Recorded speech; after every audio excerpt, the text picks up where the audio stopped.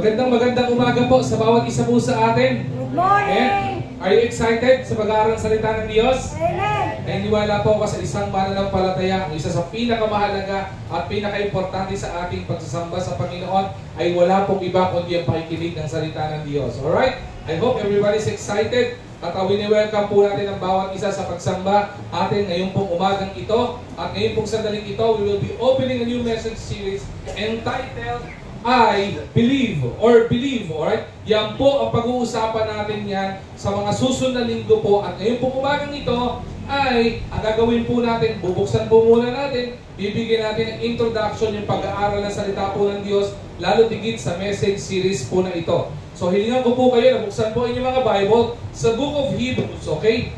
Hebrews chapter 11 verse 1, alright? Hebrews chapter 11 verse 1. Yan, kung nakita niyo na po, maaari ko po bang hilingan tumayo ang bawat isa bilang pagbibigay galang po sa pagbasa ng salita po ng Diyos. Hebrews chapter 11 verse 1, babasahin po natin yan sa NIV. So hiling ko po na sabay-sabay po natin itong sambitin ng malakas nang narinig din po natin. Alright? Hebrews chapter 11 verse 1, ready? Begin! Now faith is confidence in what we hope for and assurance about what we do not see. Again, Hebrews chapter 11 verse 1 defines faith as faith is confidence in what we hope for and assurance about what we do not see. So mandali po tayong manalangin. Panginoon, aming dakilang Diyos, ang dalangin po namin ngayong umagang ito ay samahan niyo po, Panginoon, kami sa pag-aaral ng iyong salita, dakilang Diyos. Hiling ko po, Panginoon, natanggalin niyo po, Panginoon, ang anumang distraction ng mundong ito na maaari maging hadlang sa pakikinig po namin, dakilang Diyos, ng iyong salita. Samahan niyo po, Panginoon, kami. Buksan ang aming puso't isipan upang malinaw na maintindihan po namin ang iyong salita ngayong pong umagang ito. At itago niyo po ako sa iyong likuran, Panginoon. Samahan niyo po, Panginoon, kami maihayag sa likuran ng pulpitong ito ang wala pong iba kundi po lamang ang iyong salita sa pangalan ni Jesus. Amen at Amen. Alright, sige po. Maaari na po tayo magsiyo po. Alright, Hebrews chapter 11 verse 1 defines faith. Ang pag-uusapan po natin all throughout this series is about pananampalataya, about paniniwala. Tingnan po muna natin, anong pinagkaiba noong paniniwala at pananampalataya? Believing is also having faith. Okay? Pero ito pong faith ay mas malalim pa ang kahulugan sa ordinaryong paniniwala. Bakit po? Ang paniniwala ay naniniwala ka sa isang bagay, sa isang tao, sa isang sitwasyon dahil ito ay nakikita mo at nauunawaan mo. Ibig sabihin, kapag ka naniniwala ka, mayroong kang pruweba. It satisfies the five senses of our physicality. Naniniwala ka na mayroong mikropono.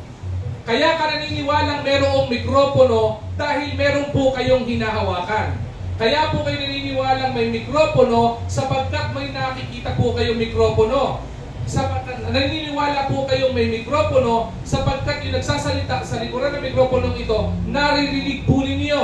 Alright? Yung po yung mikropono, kaya po pinaniniwalaan po natin. At naaamoy natin, nalalasahan natin. Ang tawag po diyan ay paniniwala. Alright? Ang pananampalataya ay higit na mas mataas kaysa sa ordinaryong paniniwala. Dahil ang sabi po dito, malinaw na malinaw, alright, na ang pananampalataya ay confidence in what we hope for. Okay? Meron tayong confidence, meron tayong kumpiyansa sa bagay na ating ninanais o minimithi, at ito ay assurance about what we do not see. Ang pananampalataya, kahit hindi mo nakikita, kahit hindi mo nahahawakan, at kahit hindi mo nakikita at nalalasahan, yan ay pinaniniwalaan mo. Ang tawag dyan ay pananampalataya. Alright? Okay po ba yun? Amen? Amen.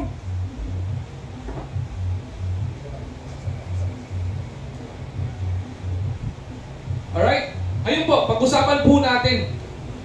Ito po, maganda po pag-uusapan sa message series po na Believe. Alam niyo po kung bakit? Normally po, kapag pinag-uusapan ang pananampalataya, alright, ang ginagawa po natin dyan ay i-define lamang po ito. Ang dami ko pong narinig na naghayag patungkol sa pananampalataya, patungkol sa faith. Pero humihinto lamang po lagi sa Hebrews chapter 11 verse 1. Pero alam niyo po ba, ang ganda po ng konteksto ng Hebrews chapter 11 verse 1. Kasi ang Hebrews chapter 11 ay hindi po lamang yung patungkol sa pagde-define kung ano po ang pananampalataya. Ang Hebrews chapter 11 ay may hamon sa bawat isang nananampalataya na kapag ka po tayo ay may pananampalataya, tayo po ang ginagawa natin, ina-apply po natin yung atin pong pananampalataya sa Panginoon. Kaya po, yan po ang pag-uusapan po natin. Let us, katulad nga po ng intro video po natin kanina, let us dive deep doon po sa fundamentals of our faith. Yung pong pinakapundasyon ng ating pananampalataya. At hindi lamang po tayo lalalim ng pag-uusap sa pananampalataya at paniniwala. Ang gagawin po natin, we will journey and we will explore kung ano po ba ang tunay na kahulugan ng pananampalataya at paniniwala sa Panginoon, sa Kanyang salita at sa Kanyang mga pangako. Yan po ang pag-uusapan natin ngayon pong message series na ito. Ngayon pong umagang ito, the very main goal of this message series, ang pag-uusapan po natin ay yung challenge not only for us to profess our faith, not only for us to declare our faith, but for us to live by our faith. Isabuhay po natin yung ating mga pananampalataya, hindi lamang po sa thoughts, sa isipan po natin, hindi lamang po sa isip, kung hindi sa gawa. Yan po ang pag-uusapan po natin. 4 na bagay po ang gusto ko pong talakayin ngayong pong umagang ito. Kaya huwag niyo pong tatanggalin yung inyong Bible verse. Kung nakabuklat po yan, huwag niyo pong tatanggalin sa Hebrews chapter 11. Kasi susuyurin po natin ang buong Hebrews chapter 11 po diyan. Alright? Hebrews chapter 11 ang titingnan po natin. 4 na bagay na makikita po natin. 4 na benepisyo na makikita natin kapag po tayo ay mayroong pong pananampalataya sa Panginoon. 4 na bagay po na maiintindihan natin kung ano ang ating benefits, ano yung maitutulong sa atin kapag po tayo ay nananampalataya sa Panginoon. Una, assurance of God's presence. Pangalawa po, we will experience God's power.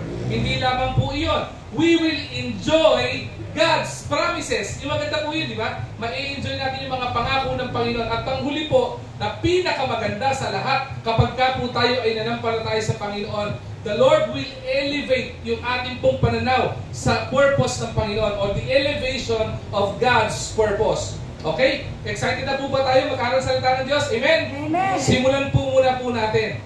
Foundation of our faith. Yung pinaka-fundamental ng ating pananampalataya. Sabi ko nga po, kapag po tayo ay magtatayo ng isang bahay, ang pinaka-importante na binibigyan ng sabihin natin tuon o pinaka-binibigyan ng mas malaking pondo sa pagtatayo ng bahay ay wala pong iba kundi ang pundasyon. Bakit po? Kapag po ang pundasyon ay matibay o ang pundasyon ng isang bahay ay matibay, hindi po kagad-kagad ito natitibag. Tayo po sa Pilipinas, tayo po ay daanan ng bagyo. Humigit kumulang 26 na bagyo ang dadaan sa atin at dumadaan sa atin taon-taon. And at least 10% doon po sa bagyong dumadaan sa Pilipinas ay mabibigat na bagyo. Okay? So praise the Lord po, kasabi ng Pag-asa, pagdating daw po ng May, at least may 2 bagyong papasok sa atin. Isipin nyo, summer pa lang pinapasok na tayo ng bagyo. Okay? Hindi lamang po ganoon. Ang Pilipinas, we are in the Pacific Rim of Fire. Okay? Scientifically, tayo po ay nasa Pacific Rim of Fire. Kasama po natin ang mga nasa Southeast Asia. Pag umikot po ng US yan, babagsak po yan sa California. Ang tawag po dyan ay Pacific Rim of Fire. Yung Pacific Rim of Fire po niyan, yun po yung mga lugar na prone sa lindol. Kaya po ang Japan, madalas pong nililindol. Kaya po ang Pilipinas, madalas din po tayo nakaka-experience ng lindol. Ang Taiwan, nakaka-experience ng lindol. Bakit? Bahagi po yan ng Pacific Rim of Fire. Kaya po sa Pilipinas, kung mapapansin po ninyo, karamihan ng mga bahay po dito, okay, ay ginagawang konkreto. Bakit po? Ito po ay prinsipyo na nakuha sa Matthew. Di ba?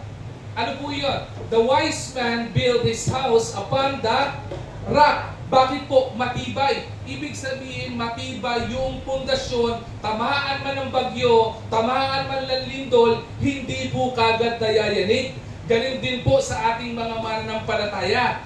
Para po yung ating pananampalataya sa Panginoon, hindi po kagad tayo nadidiscourage, hindi po tayo kagad pinanghihinaan ng loob, hindi po tayo nawawala ng pagtitiwala o pananampalataya sa Panginoon. Kailangan po natin magkaroon ng malalim na pundasyon, lalo tigit sa ating pananampalataya.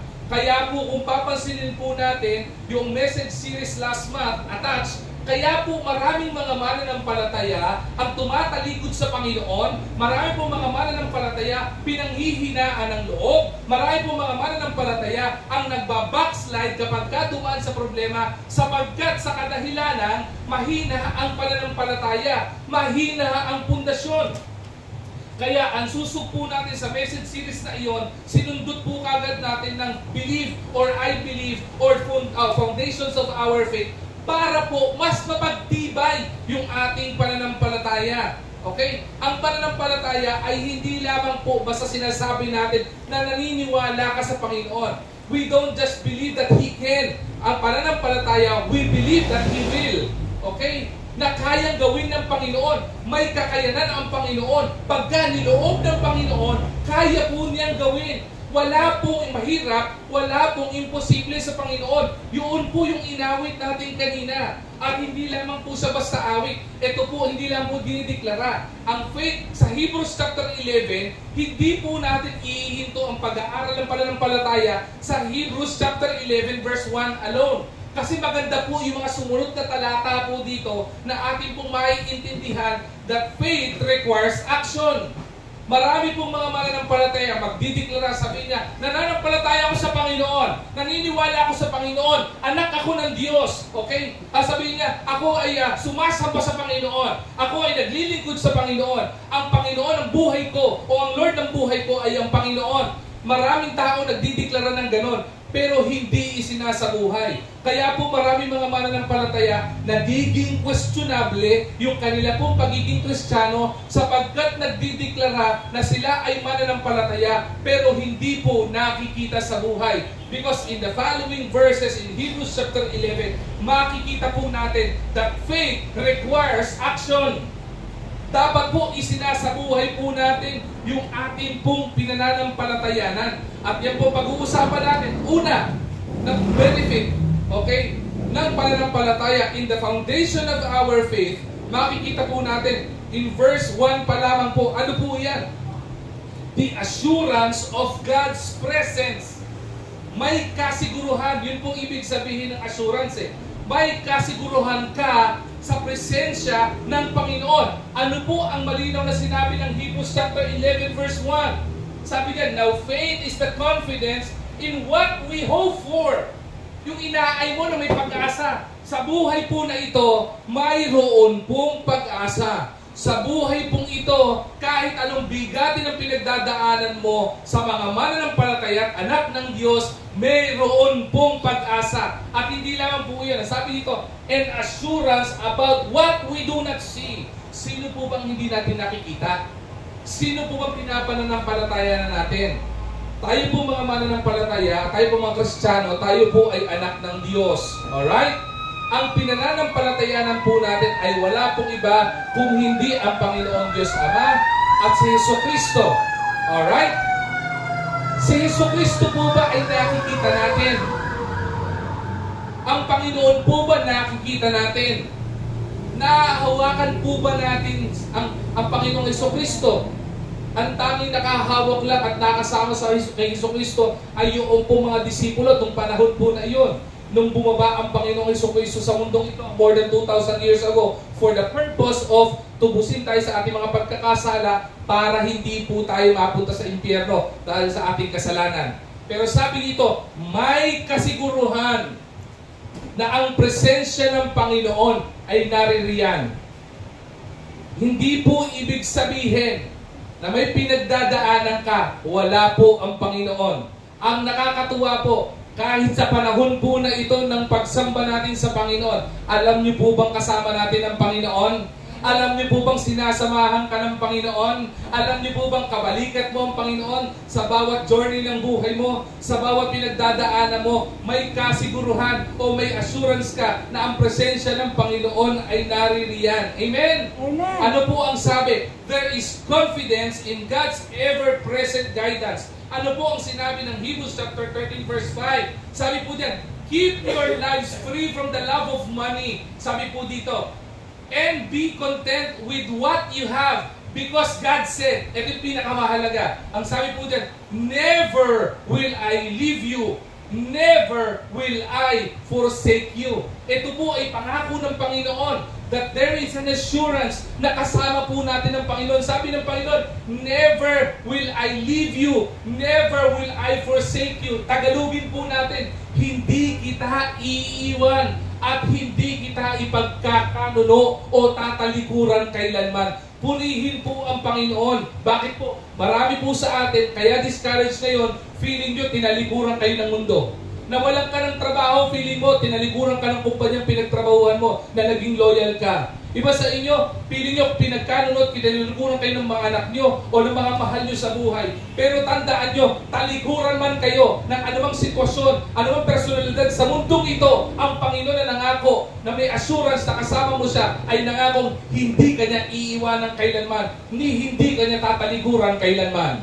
Amen. Ano pong tawag dito? Assurance of God's presence gives us the confidence of His ever-present guidance sa buhay po natin. And we are comforted also by knowing God walks with us through every season. Sa lahat ng aspeto ng buhay natin, sa lahat ng panahon natin ng buhay natin, kasama natin ng Panginoon.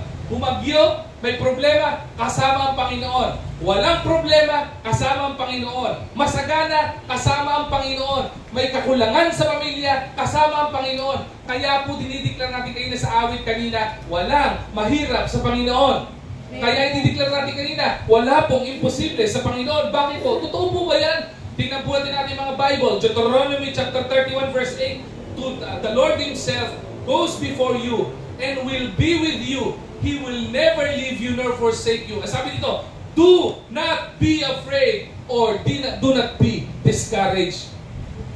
Bakit po? Kasama natin sa Panginoon ang sa journey ng buhay natin ng Panginoon. Hindi lamang po tayo may confidence na kasama o may ever-present guidance tayo mula sa Panginoon. Hindi lamang po tayo comforted in knowing God walks with us through every season ng buhay po natin. Ito po yung isa sa pinakamaganda po sa assurance sa presensya ng Panginoon. Alam niyo po kung ano? Mayroong pong kaliwanagan o there is clarity in understanding His constant care and provision. Ang sabi po ng Psalm chapter 23 verse 1, the Lord is my shepherd, I shall not want. Maganda po yung pagkakasulat sa ibang lingwahe nito. Sabi niyo, the Lord is my shepherd and I will not be lacking. Panginoon ang aking pastol at walang magiging kakulangan sa buhay ko. Ito po ay dakilang pangako ng Panginoon. Bakit? Ang pangako ng Panginoon, anak, you are in constant care ng aking pamilya. Lagi kitang pinangangalagaan. Anak, lagi kong pinagmamatsyagan ang buhay mo.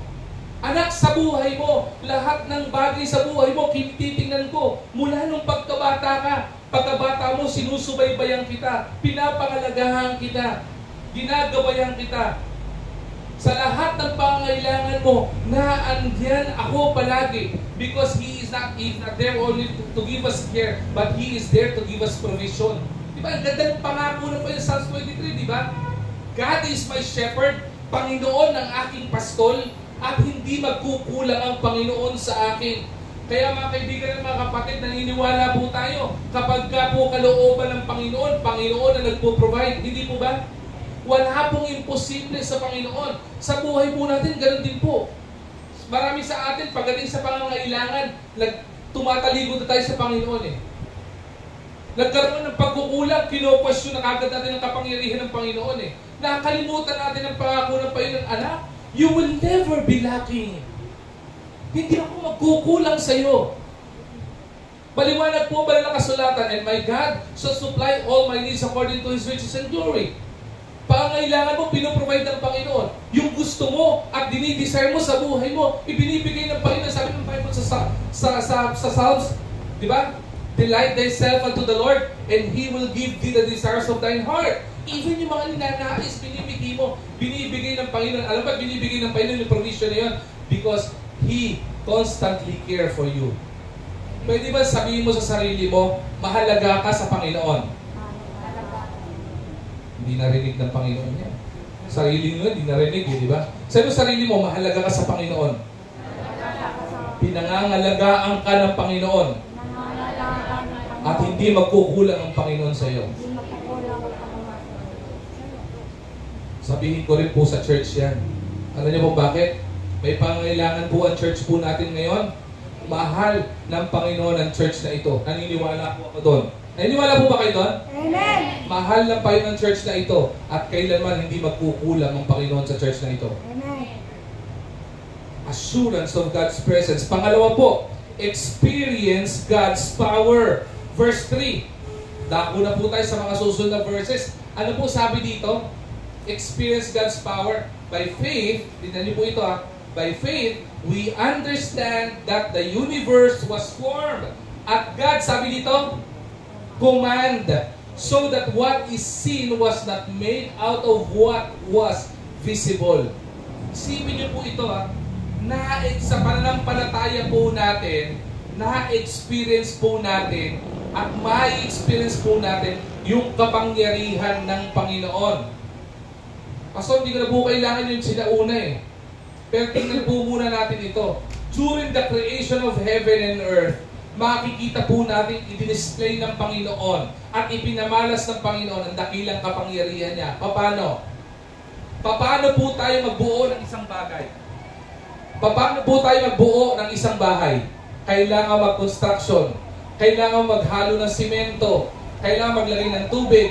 Kailangan bumili ng materyales. Nung binuo ng Panginoon ang mundo at ang langit, ang ginamit lamang na ay walang iba kundi salita niya. How powerful the Lord is. Hindi mo ba? Amen? Amen! Makapangyarihan ng Panginoon. Salita lang niya ay kayang gawin ang langit at lupa. Yung pa po kayang pangangailangan, hindi kayang i-provide ng Panginoon sa mamamagitan ng kanyang salita po lamang. Amen? Amen! Parang hindi ba naniniwala ah? Amen! Parang pinanghihinaan na po kayo ah. Makapangyarihan po ang Panginoon. Experience God's power. Tingnan po natin, isa-isahin po natin. 4 na bagay po. Experience God's guidance. Tingnan niyo po sa Hebrews chapter 11 verse 4. Ang sabi niyan, by faith, ano sabi dito? Abel offered unto God more excellent sacrifice than Cain. Ano po makita po natin dito? Sa pananampalataya ni Abel, siya ay ginabayan ng Panginoon kung ano ang dapat i-offer. Kaya po tayo mga mananampalataya, hindi po tayo nagiging tama sa Panginoon o hindi po katanggap-tanggap yung ino-offer natin sa Panginoon because of the lack of guidance sa Panginoon. By faith, this is what we're going to experience, God's guidance. Kaya po maraming mga tao at mga mananampalataya, mali ang nagiging desisyon sa buhay dahil wala pong gabay ng Panginoon. At kaya po walang gabay ng Panginoon sapagkat hindi po nananampalataya sa Panginoon. Isa pa lamang po sa kapangyarihan ng Panginoon yun ha, guidance para hindi tayo magkamali. Sumod na ma-experience natin, experience miracle and supernatural interventions. Ano po sinabi ng Hebrews chapter 11 verse 5 to 6? Tingnan niyo po diyan, ang sabi ito, by faith, ano nangyari dyan? Enoch was taken from this life so that he did not experience death. He could not be found because God had taken him away. Alam niyo po ba, isa sa namatay sa Bible na hindi po nakita ang kanyang kamatayan maliban kay Moses ay sino? Si Enoch. Hindi po ba't milagro yun? Marami po sa atin na nananalangin ng milagro pero hindi nakaka-experience ng milagro. Alam niyo po kung bakit? Dahil po sa kakulangan ng pananampalataya. We always pray for miracles pero gumagawa tayo ng sariling pamaraan para makuha natin yung gusto nating makuha. If you are praying for miracles in your life, all you need to do is trust the Lord. Sometimes the Lord will not allow you to move and just to stay put. Bakit? Dahil gusto ng Panginoon, manatili kang nananampalataya sa akin and I will let you experience yung miracle ng buhay mo. Alright? Sumunod po. Ayun na, experience God's guidance. Experience miracle. Sumunod ba experience natin kapag ka po may experience natin power ng Panginoon? Experience challenge and obstacles. Pinutol ko po doon. Kasi hindi lamang po doon. Experience challenges and obstacles overcome. Malalagpasan kung ano man yung mga pagsubok ng mundong ito. Kapag ka nananampalataya tayo sa Panginoon, ang isa sa kapangyarihang maaramdaman natin at ma-experience natin sa Panginoon ay yung mga pagsubok ng buhay natin na tingin natin hindi natin kayang ma-overcome, pero sa biyaya ng Panginoon, kaya po nating malagpasan. Tingnan niyo po yung verse 7. Ano pong sabi ito? By faith, anong ginawa dito? Noah, when warned about things not yet seen, in holy fear, built an ark to save his family. Ano pong challenge dito? Malaki po yung challenge kay Noah dito. Dahil sabi ng Panginoon kay Noah, Noah, magkakaroon ng pagbaha. Gugunawin ko ang mundo sa pamamagitan ng baha. Gumawa ka ng arko. And to tell you, hindi po alam ni Noah kung ano ang arko. Ang arko sa panahon ngayon, yan ay barko o vapor. Malaking bangka na kayang maglaman ng maraming mga bagay-bagay sa loob. Wala pong arko o barko o vapor noong unang panahon because the bodies of water during the early Old Testament time ay maliliit lamang po. Streams of water, seas, wala pong sinabing ocean. Wala po silang nakikitang malalaking bodies of water at wala pong kailangan na malaking barko. Ano yung challenge dito? Panginoon, ano po ba itsura niyan? Gaano po ba kalaki? Kaya ibinigay po ng Panginoon kay Noah kung gaano kalaki yung barkong gagawin. Ang laki pong challenge nun, ha? Bakit po? Dahil nung binubuo niya yung arko, malaki po yung barko. Wala pong tumutulong sa kanya. Wala pong kabalikat sa paggawa ng barko. Ang laki pong challenge nun. Una, iniisip po, nasabi ng Panginoon, babahain ang buong mundo at gugunawin ng mundo, papatay ng Panginoon ng mga makasalanan sa magitan ng baha. Ang laking challenge na nun eh. Sumunod may challenge sa gumawa ng malaking barko. Paano ka gagawa ng barko? Hindi mo nga alam ang itsura eh. Tapos nung binigay sa iyo ng Panginoon kung gaano kalaki, lahat ng mga tao sa paligid mo tumatawa. Pinagtatawanan ka. Di ba? Tapos subukan niyo na po ba yun? Yung may ginagawa kayo isang bagay, o may iniimbento kayo isang bagay, tapos pinagtatawanan kayo. Naalala ko pa isang mong Pilipino gumawa ng isang vehicle na pinapatakbo ng tubig. Alam niyo ba yun? Yung hydro-based na sasakyan. Nung unang ginawa ito, dahil pagdududa sa kanya, di ba? Ano sabi sa kanya? Hindi tatakbo yan, imposible yan. Kapag ka nga ang lagay ng gasolina, gawang tubig, kakatok ang makina eh. Tama mo ba? Paano mapatakbo ang kotse sa magitan ng tubig lang? Pinagdududahan, pinagtatawanan. Ano ngayon? Di ba? Ngayon, sino bumili yung technology niya? Ibang bansa pa. Bakit? Kasi po pwede palang tumakbo ang isa sa sasakyan sa magitan ng tubig. Bakit? Pag pinakulo po ang tubig, magpuproduce siya ng steam. Kapag ka yung steam na yan, yung init na yan, ilagay mo sa makina, yun ang magpapatakbo sa mga gear ng makina. Bakit? Meron po bang ganon? Yung mga sinaunang tren na tumatakbo sa magitan ng steam, ang tawag sa kanila ay steam train. Tumatakbo sa magitan ng tubig, ang panggatong tubig, pinakukulo, pinaiinit, kaya tumatakbo yung train. Same principle. Pero nung una, pinagtatawanan. Same kay Noah. Ang laki ng challenge. Di ba? Pinagtatawanan. Hindi mo kaya yan. Ang sumunod na challenge dito, dahil pinag-utos ng Panginoon, ano sabi niya? Kailangan niyang gawin. Sundin ng Panginoon. So, sinong bumuo? Si Noah at ang kanyang pamilya, ilan lang sila? Nagbubuhat sila ng mga troso-troso ng kahoy para buuin ito. Hindi ba napakalaking challenge iyon? Pero ano sabi ito? By His faith, He condemned the world and became heir of the righteous that is in keeping with faith. Ano nangyari? Hindi ba't iniligtas ng Panginoon ang pamilya ni Noah? Pasalamat tayo kay Noah.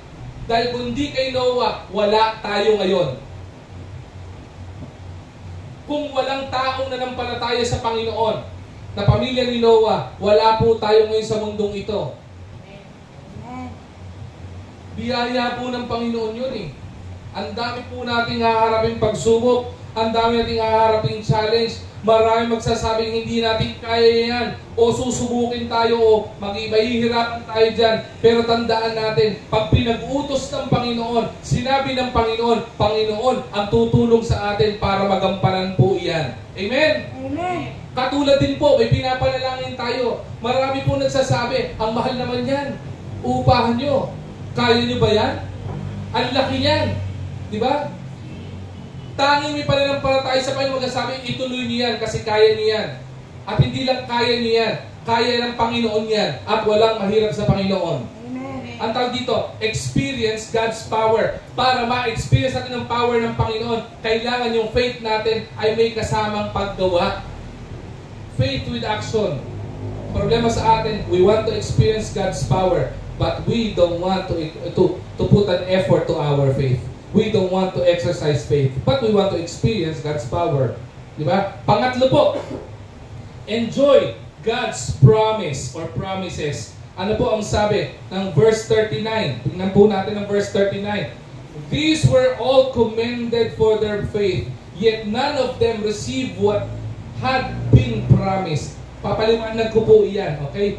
Mula po sa verse 4 at saka po verse 38, may mga makikita po tayo, mga tao po diyan na ginamit ng Panginoon para magpakita ng kanilang pananampalataya sa Panginoon. Isa po sa pinaka-prominente po na ginamit ng Panginoon, example dyan, ay wala pong iba kundi si Abraham.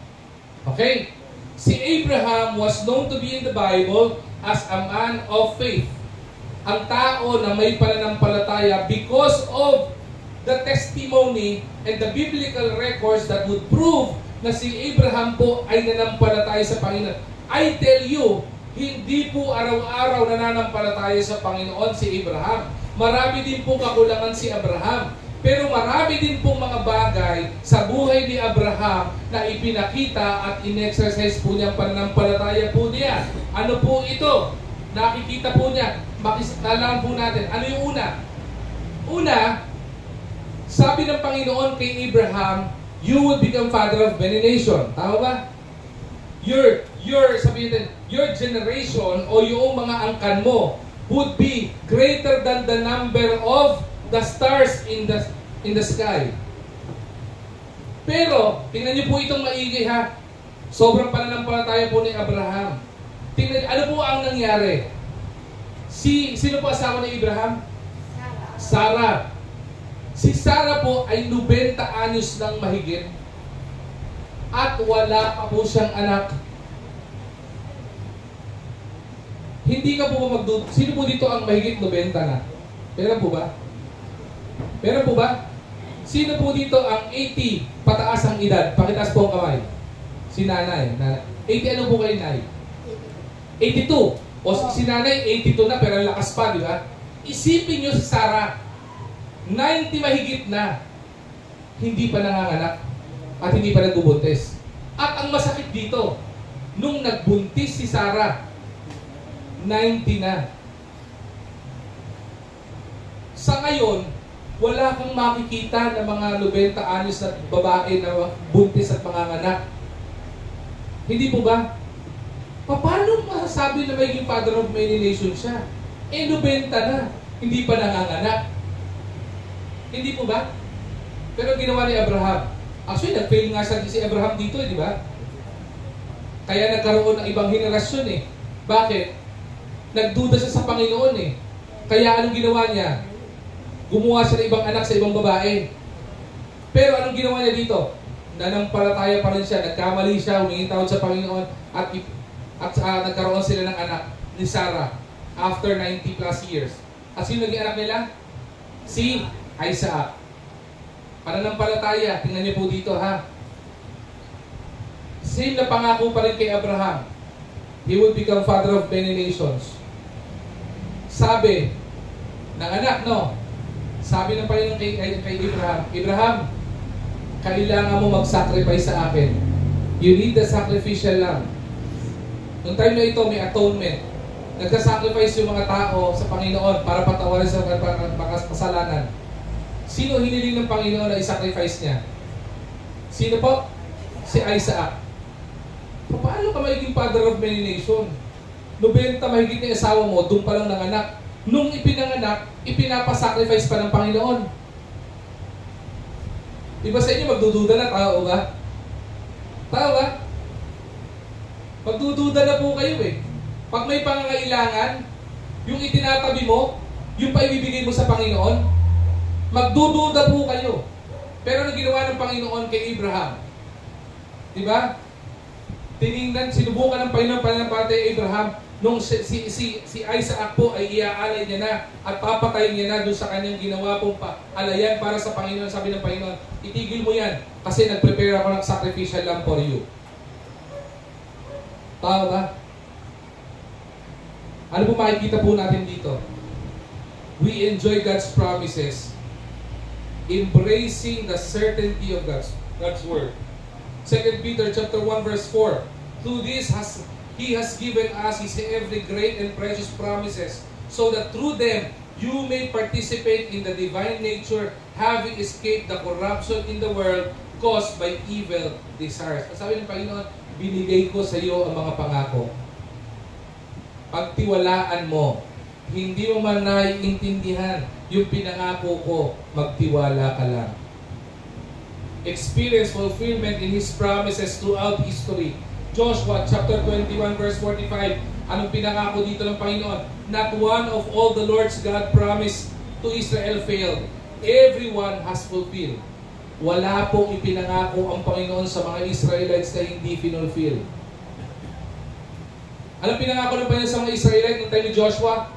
In the early days of Moses, sabi ng Panginoon sa kanila, ibibigay ko sa inyo yung promised land. Tatanggalin ko kayo sa pagkakaalipin at meron akong lupang pangakong para sa inyo. Pansinin niyo po maigi po ito ha. Kay Abraham kanina, hindi po niya nakita o hindi niya na-experience yung being father of many nation. Kasi ngayon, na-andun existing po yung father of many nation. After po ng kanyang buhay, doon po lumabas yung 12 tribes of Israel. Nagsimula yung iba't ibang henerasyon na siya ang ama. Hindi po niya na-enjoy po iyon. Hindi niya physically nakita po iyon. Si Moses, pinangakuan ng Panginoon kasama ng mga Israelites ng promised land. Tingnan niyo po maigi po ito. Na-claim ang promised land during the time of sino? Joshua. Hindi po na-experience ni Moses. Nakita lamang po ni Moses from afar kung ano ang itsura ng promised land. Listen to this carefully. Yung mga matatanda na lumabas sa Israel sa Egypt, hindi rin po nila na-experience yung promised land. Bakit? Masyado silang reklamador. Masyado silang maraming tanong sa Panginoon. Maliit ang kanilang pananampalataya. Minaliit nilang Panginoon. Kaya during their journey outside ng Egypt, ano nangyari? Reklamo sa tubig, reklamo sa init, reklamo sa lamig. Ang dami nilang reklamo. Sino ang naka-experience ng pangako ng Panginoon? The early generation. Yung mga anak na po nila. Sino nag-lead sa kanila? Si Joshua. At walang ipinangako ang Panginoon sa mga Israelites noon na hindi po hanggang ngayon ay kanilang tinatamasa at ini-enjoy. Diba? Experiencing the fulfillment of promise. Sunod, encouragement to hold fast to His promise amidst trials. Anong ibig sabihin dito? Hebrews chapter 10 verse 23. Let us hold, ang sabi ito, unswearingly to hope we profess, for He who promised is faithful. Sabi dito, yung ating pinananampalatayanan, panghawakan natin dahil ang Panginoon po natin ay tapat sa atin. Amen? Amen. Sabi po ito, humawak po lamang tayo sa pangako ng Panginoon kahit mayroon pong mga pagsubok. Kahit mukha pong imposible, hawak lang po tayo sa Panginoon. Pastor, questionin ko yung pangatlong point mo.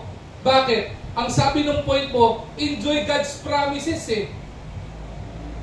Bakit dito? Hindi nila nakita yung promise. Tama ba? So sasabihin nyo, mali pastor yung punto mo. Hindi po nila na-enjoy yung promise. They did not see the promise, but they enjoyed the blessing of the Lord. Bakit? During the process of them having faith sa Panginoon, pinakita ng Panginoon na He is in the process of fulfilling yung pangako po niya.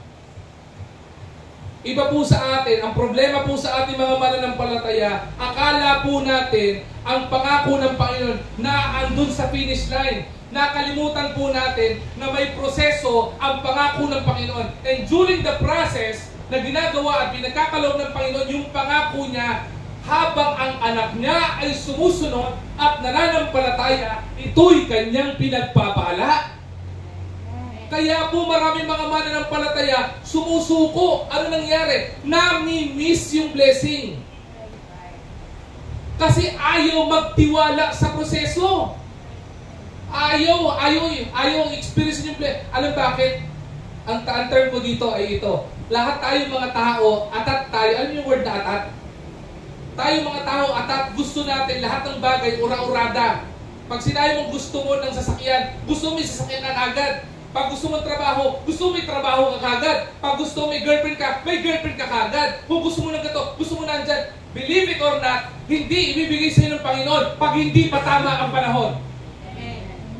Pero, hindi ibig sabihin, hindi pa binibigay sa iyo ng Panginoon yung pangako niya sa iyo, ay hindi na siya tapat sa iyo. Bakit? Kapag ka ang anak niya, habang naghihintay ng pangako at fulfillment ng pangako ng Panginoon, nananampalatayang hindi bibitawan ng Panginoon yung pangako niya, at umuobey ka, at nag-aabay ka, sumusunod ka, nananampalataya ka, sumasamba ka, naglilingkod ka sa Panginoon, at pagpapala ng Panginoon ay laging nandyan habang nandun sa proseso ng pagdating ng pagpapala o pangako ng Panginoon sa iyo.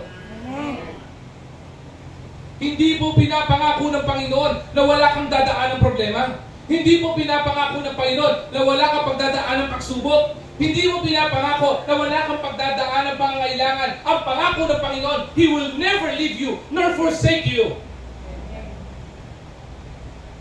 At alam niyo, pinaka-exciting dito, yung makasama tayo sa pag-claim ng fulfillment ng pangako ng Panginoon. Kaysa yung tayo ay tagapagmasid na lang.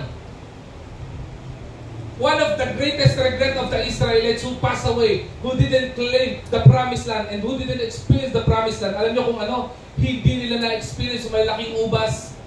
Hindi nila na-experience yung malaking bunga ng puno. Hindi nila na-experience yung yaman ng mundo na ngayon ay ini-experience ng mga Israelites.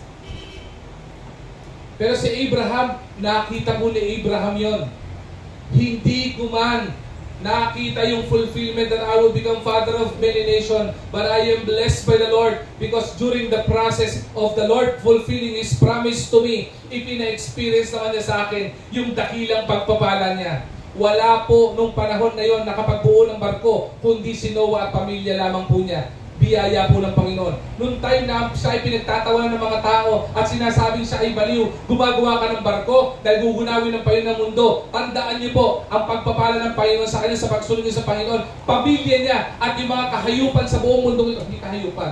Yung mga animals, pangit pala pag kahayupan, di ba? Kasalanan yun eh. Yung mga animals, mas maganda pa. Pag tinagalog ko rin kasi pangit, di ba? Yung mga animal, ang pangit din. Di ba? Yung mga animals, sa mundong ito, na-save dahil sa pagsunod niya sa Panginoon. Pagpapala pa rin yun. Habang sila ay journey sa loob ng bangka at barko, hindi sila binutom ng Panginoon. Yung mga manok kusang ng itlog. Di ba? Yung mga naandun, kusang pinakain sila ng mga animals sa inaalagaan nila. Pagpapala ng Panginoon. Ganyan sa ating mga kapatid, hindi man po naiintindihan natin ang sitwasyon, sunod lang sa Panginoon, manampalataya lang sa Panginoon. Bakit? During the process, may pagpapala ang Panginoon sa mga taong sumusunod sa Panginoon. I tell you, marami pong mga mananampalatayang dumaan sa church na ito, wala na dito. Pero ngayon, tagapagmasid at tagapagmatsyag na lang. Maniwala po kayo sa hindi. Wala po kong grudges sa mga taong umalis dito. Kung sila umalis dito, nasa ibang lugar sila, at ginagamit sila ng Panginoon, I'm fine, blessed be the Lord. Pagpurihin ng Panginoon dahil kayo ay matapat ginagawin ng Panginoon. Pero alam niyo po ba, marami mga tao na nag-PPM sa amin, pwede po ba bumalik sa church? Abay, wala naman nagbabawas yung bumalik sa church.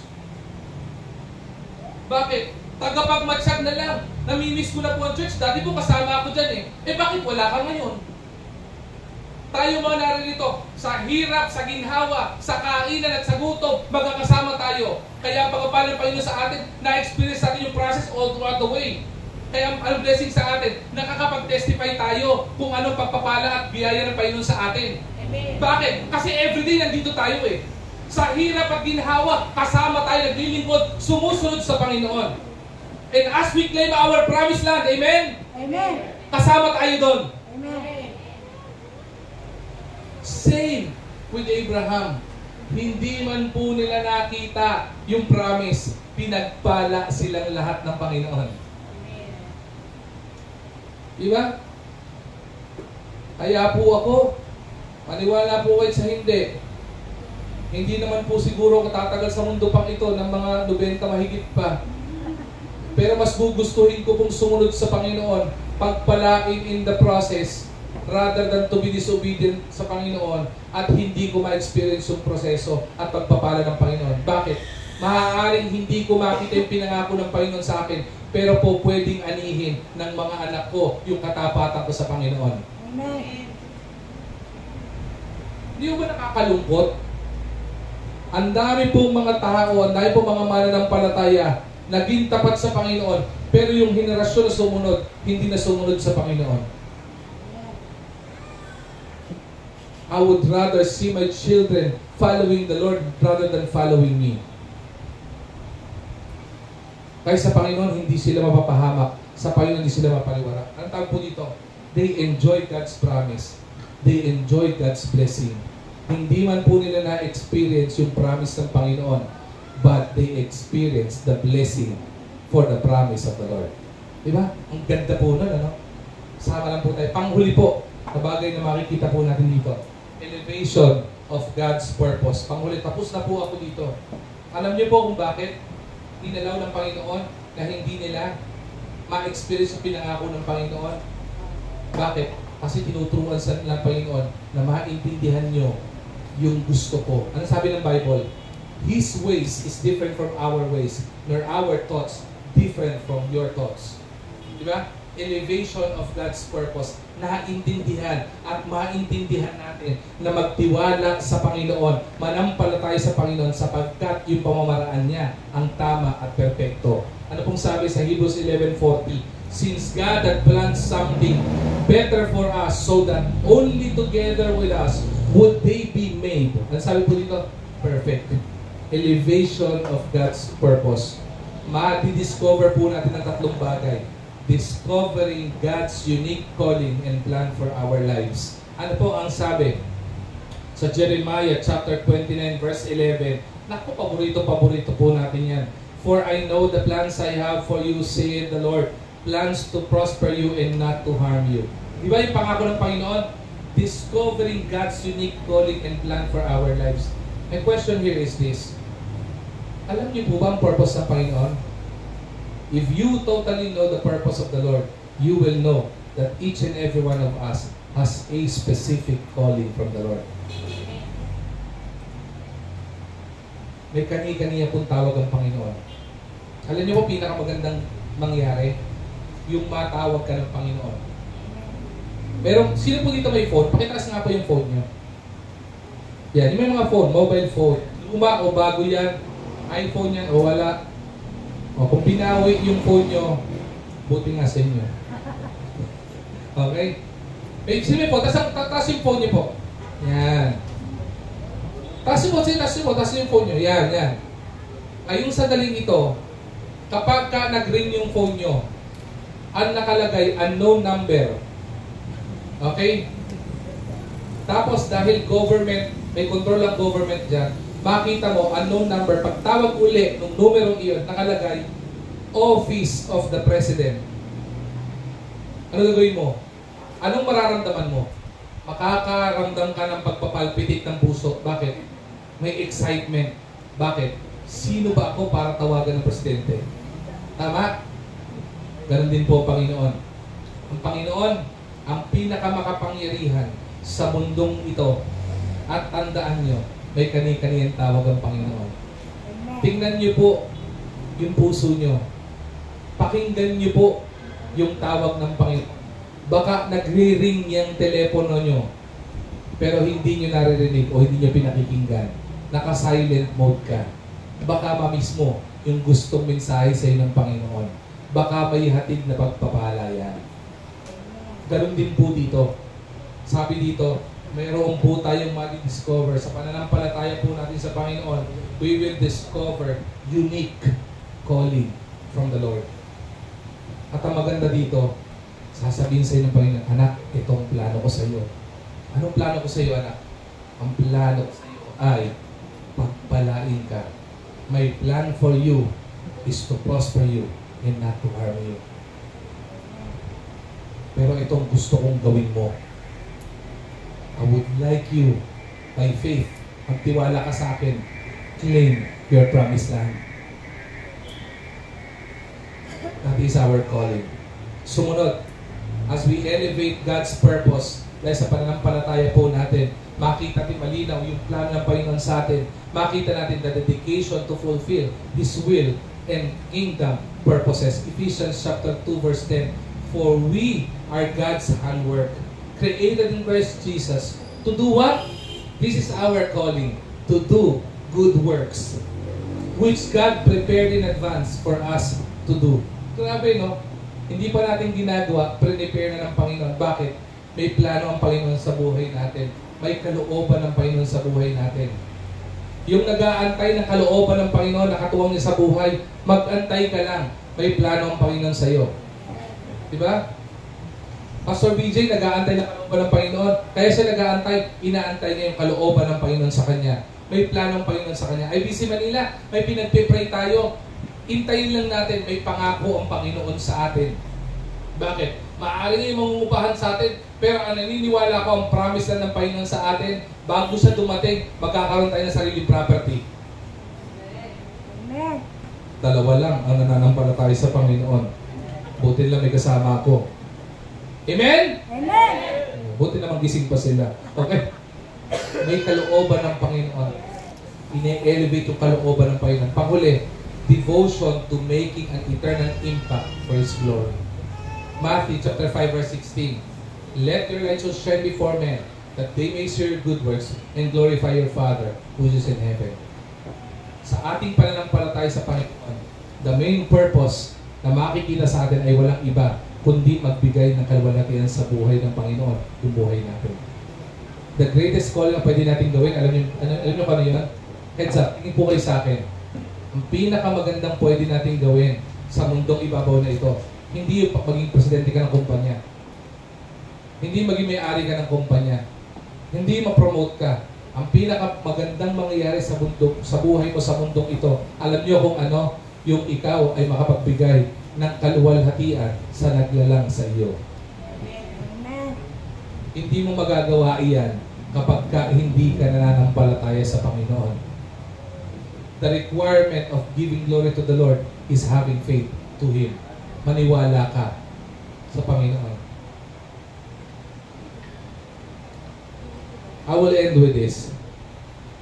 Sana po ngayon pong umagang ito at sa buong message series na ito, as we deal with what we believe at anong pinananampalataya natin, ma-reaffirm po sa atin, hindi lamang po yung blessing o yung blessings, kung hindi po yung benefits ng paniniwala, ng pag-believe sa Panginoon, na ma-highlight natin, hindi lamang yung Hebrews chapter 11 verse 1, yung kahulugan, kundi ma-highlight natin mula verse 1 hanggang verse 40, na makita po natin na ang Panginoon, ang pananampalataya sa Panginoon requires action. Let us be encouraged to embrace and experience the fullness of God's presence, the fullness of God's power, the fullness of God's promises, and the fullness of God's purpose in our life by faith and by giving our faith to Him. Tandaan po natin, faith requires action. Don't just talk the talk. You have to walk the walk. Huwag mo lang ideklara na nananampalataya ka. Ang gawin natin ay yung pananampalataya natin isabuhay natin at makita sa buhay natin na tayo ay nananampalataya sa Panginoon. I hope and I pray that this message series would build our faith sa Panginoon. Na hindi matatapos ang message series na ito na basta lang natin sinasabi at dinideklara sa Panginoon na naniniwala tayo sa Kanya at nananampalataya sa Kanya. Kung hindi nakikita sa buhay natin na tayo ay tunay naniniwala at nananampalataya sa Kanya. Pwede po ba natin sabihin sa umagang ito, Lord! Lord. Pwede po ba? Sabihin natin sa mga gising pa, Lord! Lord. I believe. I believe. Lord! Lord. I believe in you. I believe in you. And I will put And I will put my trust my trust in you. Tumayo po tayo lahat. Manalangin po tayo. Panginoon, aming dakilang Diyos, marami pong salamat sa hamon po, Panginoon, ng iyong salita. Marami po sa amin, Panginoon, nagdideklara ng aming pananampalataya sa iyo. Marami po sa amin, Panginoon, sinasabi at pinoprofess, Panginoon, na kami ay nananampalataya sa iyo. But Lord, wag lamang po, Panginoon, yung pananampalataya namin ay marinig sa aming mga bibig. Kung hindi po ito, ay mai-apply din po sa aming buhay. Panginoon, sa pagkakataon pong ito, hamunin niyo po, Panginoon, kami. Not only to profess our faith to you, but to live our faith, Panginoon, daily. Not only through words, not only through our thoughts, but through our actions, Lord God. Again, we give you back all the praises and all the glory. In Jesus' mighty name we pray. Amen and amen. Are we blessed? Amen.